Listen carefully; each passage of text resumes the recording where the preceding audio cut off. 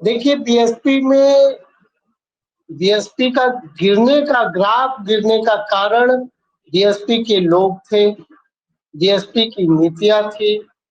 अब माननीय बहन कुमारी मायावती जी जो प्लान कर रही हैं, जो नीति बना रही हैं, वो ये सोच करके नीति बना रही हैं कि आने वाले समय में हम 2027 में बहुजन समाज पार्टी की पूर्ण बहुमत की सरकार बनाएंगे। अब यह कितना कारगर होता है यह तो देखने वाली बात है, लेकिन उसके पहले मैं आपके चैनल के माध्यम से बहुजन समाज पार्टी के जो 1600 लोगों की टीम बनाई गई है और जो लोग बहुजन समाज पार्टी में पूरी तरह से समर्पित भाव से काम कर रहे हैं, शायद धरातल पर उनका समर्पण दिख नहीं रहा। शायद करमवीर उनका आजाद जी, मेरा सवाल ये है कि ये जो टीम बनाई है जिन लोगों की इतनी बड़ी संख्या में, दरअसल ये क्या करेंगे? ये कहाँ कहाँ जाएंगे, किन लोगों के बीच पहुंचेंगे और किस तरह से पार्टी के संदेश को आगे बढ़ाएंगे?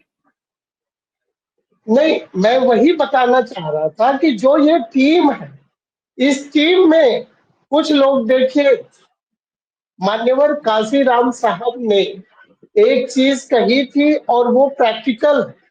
आपको मैं बता दूं, एक साधक सारे संसाधन इकट्ठा कर सकता है, लेकिन लाखों संसाधन मिलकर के एक साधक नहीं बना सकता। तो ये जो राजनीति है, ये साधना का विषय है, और जो जिस स्तर की साधना चाहिए, जो उम्मीद आशा माननीय बहन कुमारी मायावती जी इन टीम के लोगों से कर रही हैं, मुझे लग रहा है कि यह लोग अपने कार्य में पारंगतता नहीं दिखा रहे, ना ही ईमानदारी दिखा रहे, जिसकी वजह से केवल हो हल्ला करने से आप शासन सत्ता में वापसी नहीं कर पाएंगे।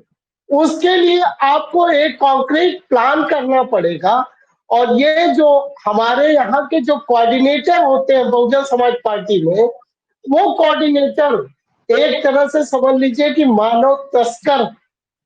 वो केवल समाज का बाबा साहब के नाम पे, मान्यवर साहब के नाम पे, बहन जी के नाम पे, केवल वो लोगों के सेंटिमेंट के साथ खेलते हैं।